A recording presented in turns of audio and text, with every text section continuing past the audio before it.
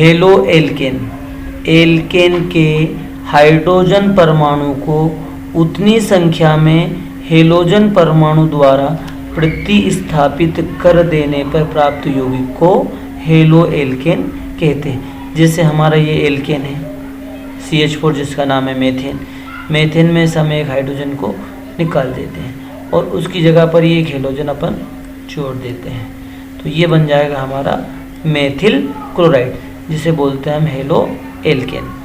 दो हाइड्रोजन निकाल दिया तो आपका यहाँ पे 2 क्लोरीन जुड़ जाएगा, ये आपका बन जाएगा डाइक्लोरोमेथेन। ये मोनोक्लोरोमेथेन है और ये आपका डाइक्लोरोमेथेन है।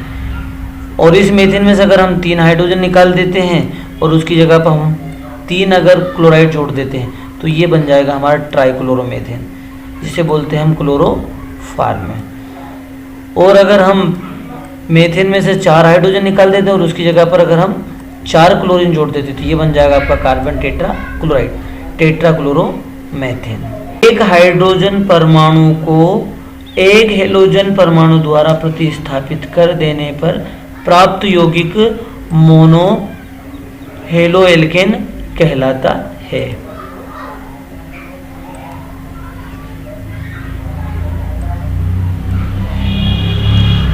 मोनो हेलो एल्केन कैसे बनाएंगे? जब हम एल्केन पर हेलोजन की क्रिया करवाएंगे। जब हम मेथेन की क्रिया Cl2 से करवाते हैं क्लोरीन से, तो ये बनता है आपका मेथिल क्लोराइड, जिसका नाम है मोनोक्लोरोमेथेन। इसमें से आपका एक हाइड्रोजन निकल जाएगा यहाँ से और एक क्लोरीन HCl के रूप में बाहर निकल जाएगा और ये बन जाएगा आपका मेथिल क्लोराइड। दूसरा है एल्कीन पर हेलोजन अम्लों की क्रिया द्वारा, ये आपका C2H4 जिसको बोलते हैं एथिलीन या एथीन बोलते हैं। इसको हम इस तरीके से भी लिख सकते हैं CH2 डबल बॉन्ड CH2। जब इसकी क्रिया HCl से होती है, अम्ल के साथ अभी क्रिया करवाना है, तो हमारा बनेगा इसमें ये बॉन्ड टूट जाएगा, ये बॉन्ड टूटेगा तो इससे एक क्लोरीन जुड़ जाएगा, एक से तो ये CH3 हो जाएगा और एक से आपका होगा, तो हमारा यहाँ से एक हाइड्रोजन जुड़ जाएगा तो ये बन जाएगा आपका CH3 ये वाला, और इधर ये बॉन्ड टूटेगा तो इधर जुड़ जाएगा आपका क्लोरीन, तो ये बन जाएगा आपका CH2Cl। इसका नाम होगा आपका एथिल क्लोराइड। मार्कोनिकॉफ का नियम, जब एल्कीन के द्विबंध पर योगात्मक अभिक्रिया होती है तो जुड़ने वाले अणु का ऋणात्मक भाग उस कार्बन परमाणु से जुड़ता है जिस पर हाइड्रोजन परमाणु की संख्या कम हो। हमने बोला ये HCl है, ये पॉजिटिव वाला भाग है, ये नेगेटिव वाला भाग है। हमने बोला कि ये द्विबंध है आपका, और ये जब योगात्मक अभिक्रिया होगी तो ये बॉन्ड जब टूटेगा ना, तो जो आपका ये ऋणात्मक वाला भाग है उस कार्बन परमाणु पे जुड़ेगा जिस पर हाइड्रोजन परमाणु की संख्या कम हो। तो ये कार्बन और ये कार्बन आपका डबल बॉन्ड वाला है, इस पे हाइड्रोजन 1 है और इस पर हाइड्रोजन 2 है, तो ये जो नेगेटिव वाला जो पार्ट है आपका यहाँ जुड़ेगा CH के पास में, तो ये हो जाएगा CH3 CH, ये आपका डबल बॉन्ड टूट जाएगा, सिंगल बॉन्ड हो जाएगा और ये हो जाएगा आपका CH3, ये वाला हाइड्रोजन आगे जुड़ जाएगा, लेकिन जो नेगेटिव पार्ट है आपका जो क्लोरीन वाला हिस्सा है वो आपका CH से जुड़ जाएगा और ये बन जाएगा आइसोप्रोपिल क्लोराइड। मार्कोनिकॉफ का नियम, पराक्साइड प्रभाव, मायोखरास प्रभाव इसको कहा जाता है। जब एल्कीन के द्विबंध पर योगात्मक अभिक्रिया होती है, ये एल्कीन है डबल बॉन्ड वाला और इस पे ये अम्ल की अभिक्रिया हो रही है और ये योगात्मक अभिक्रिया है, तो जुड़ने वाले अणु का ऋणात्मक भाग उस कार्बन परमाणु से जुड़ता है जिस पर हाइड्रोजन परमाणु की संख्या अधिक होती है।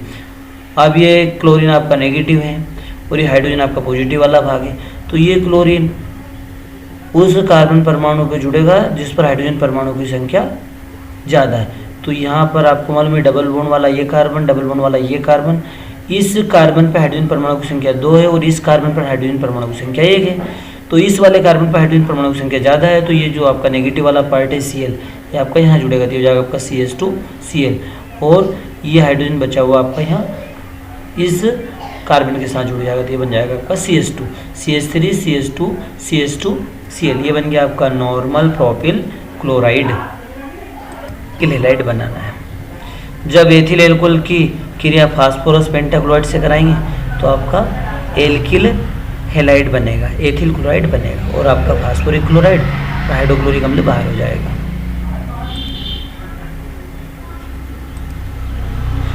जैसे आपका एथिल अल्कोहल है और ये आपका फास्फोरस पेंटाक्लोराइड है।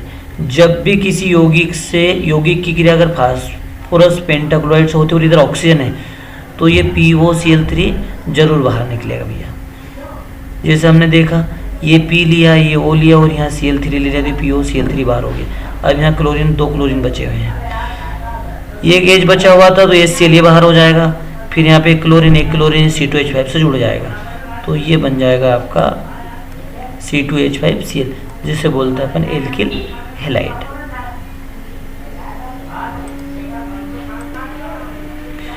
फिर आती है हुंसडी-कर अभिक्रिया।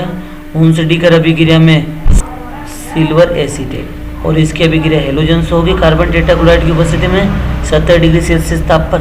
तो ये बनने वाला है हमारा एल्किल हैलाइड और ये आपका CO2 बाहर हो जाएगा। ये C नहीं, ये O2 CO2 बाहर हो जाएगा और एक Ag था और ये आपका X, तो ये AgX बाहर हो जाएगा। ये बनेगा आपका हेलो एल्किन। एग्जाम्पल के तौर पे देखते हैं, जैसे C2H5 लिया हमने, एल्किल की जगह C2H5 ले लिया और ये COOH, ये बन गया आपका सिल्वर एसीटेट और इसके हमने ब्रोमीन जल से अभिक्रिया करवा दी तो यहाँ से AgBr बाहर हो जाएगा, AgBr बाहर हो जाएगा, ये CO2 बाहर हो जाएगा और ये बनेगा आपका एथिल ब्रोमाइड। यहाँ से आपका C2H5 और ये आपका Br, तो ये बन जाएगा C2H5Br।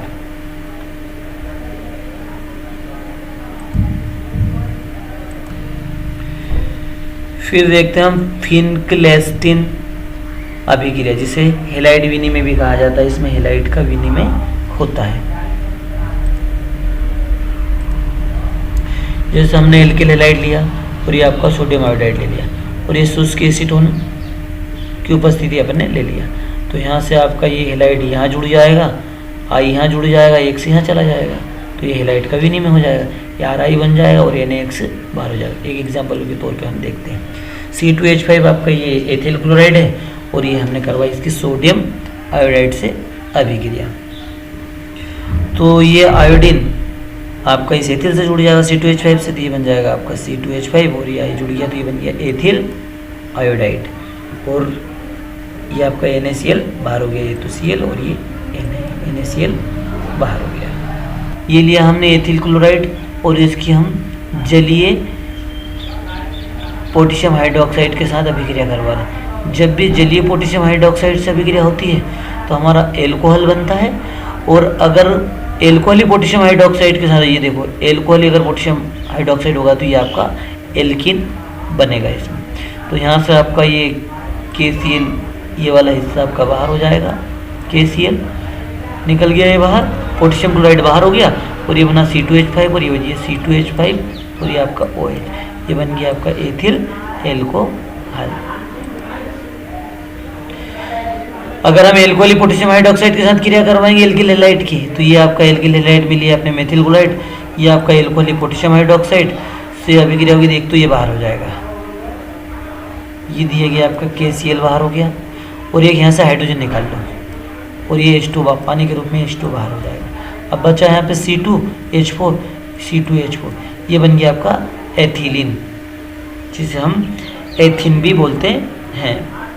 एल्किल हैलाइड की क्रिया पोटेशियम साइनाइड से होगी KCN से, तो ये आपका जो दिया गया है ये वाला हिस्सा KCl बाहर हो जाएगा, पोटेशियम क्लोराइड बाहर हो जाएगा और ये बन जाएगा C2H5Cl, ये बन गया एथिल साइनाइड। और अगर सिल्वर साइनाइड से क्रिया कराएंगे एल्किल हैलाइड की तो एल्किल हैलाइड में आपका एथिल क्लोराइड है और ये सिल्वर साइनाइड है। तो याद रखना ये आपका AgCN तो हो जाएगा बाहर, ये निकल गया AgCN, सिल्वर क्लोराइड बाहर हो गया और ये बनेगा आपका C2H5N सामने आ जाएगा, ये आइसोसाइनाइड बनेगा। ऐसा नहीं कि आप साइनाइड बना दें, ये बन जाएगा आपका एथिल आइसोसाइनाइड। अगर पोटेशियम नाइट्राइड से अगर अभिक्रिया करवाएंगे हम तो ये लिया हमने एल्किल हैलाइड और ये आपका पोटेशियम नाइट्राइड।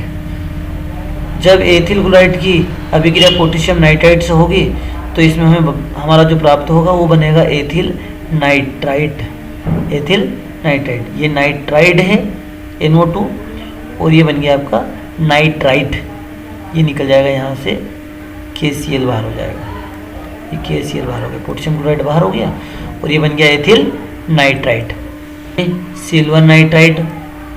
और ये एथिल क्लोराइड से अभिक्रिया हो रही है तो इसमें बनेगा आपका एथिल नाइट्रो बन जाएगा, ये निकल जाएगा यहाँ से, AgCl बाहर हो जाएगा, सिल्वर क्लोराइड बाहर हो जाएगा और C2H5 और NO2 ये बन जाएगा आपका एथिल नाइट्रो। और अगर मैग्नीशियम से अभिक्रिया होगी तो ये हमने एल्किल हैलाइड लिया है और ये मैग्नीशियम धातु है, जब ईथर की उपस्थिति में अभिक्रिया संपन्न होगी तो ये हमारा बनेगा ग्रीनार्ड अभिकर्मक RMgX, ये रहा RMg और X। इसी प्रकार इसके हम अनेक एग्जाम्पल ले सकते हैं। R की जगह आप मेथिल ले लो, हैलाइड की जगह आप क्लोराइड ले लो, प्लस धातु आपकी मैग्नीशियम ले लिया आपने, तो ये योगात्मक अभिक्रिया होगा, ये बनेगा आपका CH3Cl CH3MgCl। और अगर हम मेथिल की जगह आप एथिल ब्रोमाइड भी ले सकते हैं और इसकी मैग्नीशियम से अभिक्रिया करवाओगे तो आपका एथिल मैग्नीशियम ब्रोमाइड बनेगा। एथिल क्लोराइड की अभिक्रिया हम करवाएंगे लेड या सोडियम, ये लिया हमने लेड या सोडियम और ये ईथर की उपस्थिति में अभिक्रिया संपन्न होगी तो ये बनेगा आपका टेट्रा एथिल लेड TL। अब स्फुट रोधी यानी कि पेट्रोल में ये एंटी नॉकिंग के रूप में इसका उपयोग होता है। और ये आपका 3 लेड बाहर हो जाएगा, एक लेड तो ये रहा और 3 है, 3 और 1 4 लेड हो गया और ये आपका Na4 आपके सोडियम क्लोराइड के रूप में, सोडियम क्लोराइड के 4 अणु बाहर हो जाएंगे। इसी के बाद आती है उल्टा अभिक्रिया। उल्टा अभिक्रिया में ये अपन ने लिया एल्किल हैलाइड और एल्किल हैलाइड के 2 अणु लेंगे और सोडियम के साथ अपन शुष्क ईथर की उपस्थिति में अभिक्रिया कराएंगे। बोलेंगे ऐसा, जब एल्किल हैलाइड की क्रिया सोडियम के साथ शुष्क ईथर की उपस्थिति में अभिक्रिया कराई जाती है तो हमें एल्किन प्राप्त होता है। ये बोलेंगे जब एल्किल हैलाइड की क्रिया सोडियम से शुष्क ईथर की उपस्थिति में कराई जाती है तो एल्किन बनता है, एल्किन प्राप्त होता है। यहाँ से निकलेगा आपका ये वाला हिस्सा बाहर हो जाएगा, सोडियम हैलाइड बाहर हो जाएगा और ये R और आपस में जुड़ जाएगा तो आपका एल्केन बन जाएगा। जैसे मेथिल क्लोराइड लिया, मेथिल क्लोराइड की क्रिया सोडियम के साथ शुष्क ईथर की उपस्थिति में तो हमारा ये एल्केन बन जाएगा जिसमें एथेन प्राप्त होगा। यहाँ से आपका ये वाला जो भाग दिया गया NaCl, Cl के 2 अणु और Na के 2, NaCl बाहर हो जाएगा और ये बन जाएगा आपका एथेन। फ्रिकलैंड अभिक्रिया, ये जब एल्किल हैलाइड की अभिक्रिया जिंक के साथ शुष्क ईथर की उपस्थिति में अभिक्रिया कराई जाती है इसमें भी एल्केन बनता है। ये आपका यहाँ से X के 2 अणु और एक जिंक तो आपका ZnX2 बाहर हो जाएगा और ये आपका एल्केन बन जाएगा। जैसे हमने एथिल ब्रोमाइड लिया और जिंक के साथ अभिक्रिया करवाई शुष्क ईथर की उपस्थिति में तो ब्यूटेन बनता है। यहाँ से आपका निकल जाएगा ये वाला हिस्सा, जिंक ब्रोमाइड बाहर हो गया और ये आपका ब्यूटेन बन गया। एक विलियमसन संश्लेषण अभिक्रिया, जब एल्किल हैलाइड की अभिक्रिया सोडियम एथॉक्साइड के साथ अभिक्रिया संपन्न होती है तो ये हमारा इसमें ईथर बनता है और ये आपका सोडियम हैलाइड बाहर हो जाता है। यहाँ से आपका एक तो ये X और एक NaX बाहर हो जाएगा और ये आपका RO R बन जाएगा, ईथर बन जाएगा। जैसे हमने लिया एथिल क्लोराइड लिया और ये लिया आपने सोडियम एथॉक्साइड, इसमें से एक तो Cl और एक NaCl बाहर हो गया, C2H5 रो C2H5O C2H5O, ये आपका डाई एथिल ईथर प्राप्त होता है। यहाँ से आपका एक तो आयोडीन और यहाँ से एक हाइड्रोजन, ये हाइड्रोजन जो रहेगा यहाँ हाइड्रोजन हो जाएगा, यहाँ बन जाएगा आपका CH2 तो यहाँ से हाइड्रोजन आयोडाइड बाहर हो जाएगा, HI बाहर हो गया। अगर ये एथिल जो एमीन है इसकी क्रिया फिर एथिल आयोडाइड से कराएंगे तो फिर ये आपका यहाँ से फिर एक H बाहर हो जाएगा और एक I फिर HI बाहर हो जाएगा और यहाँ आपके एथिल दो जाएगा C2H5 ट्वाइस NH, एक हाइड्रोजन आपका बाहर हो गया। फिर जब ये डाई एथिल एमीन की अभिक्रिया फिर एथिल आयोडाइड से करवाओगे तो फिर यहाँ पे आपका बन जाएगा ट्राई एथिल एमीन, यहाँ से एक H है और एक I है, ये वाला H एक तो और एक HI फिर बाहर हो जाएगा, ये बन जाएगा आपका ट्राई एथिल एमीन। फिर हम एथिल आयोडाइड की अभिक्रिया करवाएंगे तो ये फिर आपकी योगात्मक अभिक्रिया हुई, ये आपका बनेगा टेट्रा अमोनियम आयोडाइड।